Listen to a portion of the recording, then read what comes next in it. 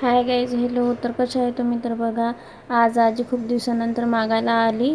म्हणजे ती घरोघरी जाऊन समजा मागते, पीठ कूट जेवायला वगैरे, पोळी भाजी काही पण मागते. तर मग चला म्हटलं त्याला एक वाटी, एक प्लेटभर पीठ मी तिला दुसऱ्या तिसऱ्या दिवशी आल्या परत देते. कधीच तिला खाली हात असं पाठवत नाही. त्या आजीला बघा दोन मुलं आहेत, तर दोन्ही पण मुलं जवळ आहे. आणि एकही मुलगा तिला म्हणजे एका टायमीचं खायला पण देत नाही. मग ती आजी इकडं तिकडं मागून पोट भरते बिचारी.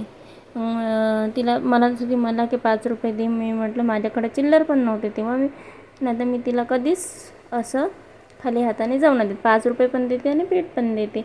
मग बघा, माझा इकडं घरात स्वयंपाक चालू होता. त्या आजीला मी म्हटलं होतं की थांबा, म्हटलं आजी, म्हटलं जेवण करा म्हटलं.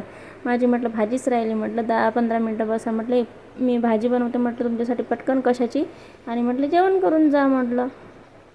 मग ती आजी म्हटली की नाही बाई, राहू दे म्हणे, खूप वेळ होते, तुम्ही नेहमी नेहमी देतं म्हणे, चांगलं नाही वाटत. म्हटलं आजी, तुमचं म्हटलं हे म्हटलं कसं नेहमीच तुम्ही मागता, तुम्हाला काय चांगलं वाटायचं, म्हटलं जेवण करून जा म्हटलं. मला नाही त्याच्यातलं काही असं वाटत म्हटलं, म्हणजे खराब वगैरे काही वाटत नाही म्हटलं. थांबा म्हटलं थोडा वेळ म्हटलं. तर मग इकडं स्वयंपाक वगैरे पण चालू होता.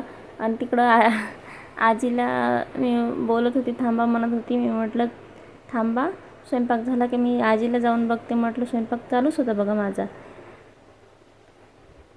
आणि आजी आहे का बघायला गेली होती मी नंतर बाहेर. स्वयंपाक झाल्यानंतर आजी आहे का बाहेर बघायला गेली, तर आजी निघून गेली होती. तर दोन दोन लेकरं असून, वंशाचा दिवा असून, मुलं असून काही अर्थ आहे का त्या मुलाला? बघा, जर मायबाप जर भीक मागत असतील तर ठीक आहे, बाय बाय.